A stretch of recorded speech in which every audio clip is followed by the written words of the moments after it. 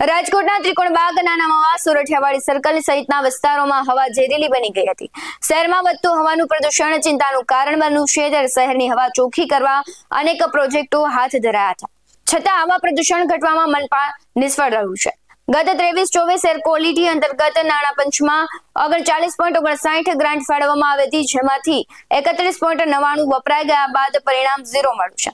Air ક્વોલિટીનો આંક 100 પર જતા લોકોને નુકસાનકારક બને છે। એર ક્વોલિટી ઇન્ડેક્સનો આંક 275 પહોંચ્યો છે। હવાનું પ્રદૂષણ ઘટાડવા વૃક્ષારોપણ, ક્લાઇમેટ ચેન્જના કાર્યક્રમો વધારવા જરૂરી બન્યા છે। રાજકોટથી દિલ્હી દૂર નહીં, આ સૂત્રને સાર્થક કરતી પરિસ્થિતિનું નિર્માણ છે તે રાજકોટમાં જવા પામ્યું છે। ત્યારે રાજકોટના ત્રિકોણબાગ સહિતના અલગ અલગ વિસ્તારોનું એક્યુઆઈ લેવલ જે સામે આવ્યું છે 300ની આસપાસ છે, તે આ એક્યુઆઈ લેવલ છે તે જવા પામ્યું છે। ત્યારે જે રીતના વાત કરી કે ત્રિકોણબાગ, માધાપર, રામાપીર ચોકડી, સોરઠિયાવાડી, નાના મવા રોડ સહિતના જે વિસ્તારો છે કે જ્યાં આગળ છે તે નુકસાનકારક ગણાતું, પરંતુ આ આવનાર અને ખાસ કરીને રજાના દિવસોમાં સતત વધી રહ્યો છે। ત્યારે વૃક્ષારોપણ સહિતની જે કામગીરી છે તે મનપા દ્વારા કરવામાં આવે છે ને જે રીતના કહીએ કે જે એર ક્વોલિટી ઇન્ડેક્સની જે અત્યારે માહિતી સામે આવી છે, જેનો આંક છે તે 278 છે તે પહોંચ્યો હતો, ત્યારે જે હવાનું પ્રદૂષણ હવે રાજકોટમાં પણ છે તે દિલ્હીની જેમ વધતું જોવા મળી રહ્યું છે ને હવામાં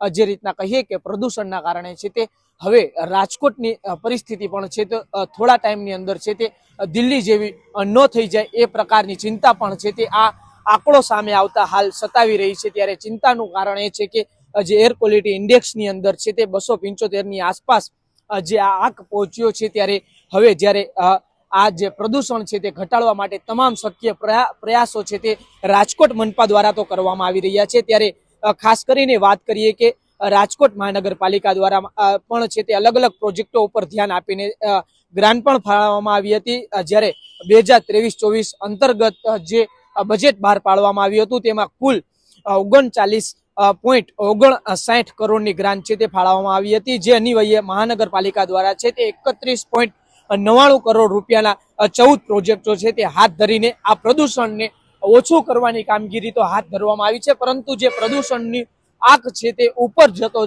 જોવા મળી રહ્યો છે ને જે રીતના પ્રદૂષણ છે તે દિલ્હી જેમ રાજકોટમાં વધતું જાય છે અને એક્યુઆઈ નો જે રિપોર્ટ સામે આવ્યો છે તેને લઈને છે તે ચિંતાનો એક વિષય છે તે હવે બનતો જોવા મળી રહ્યો છે।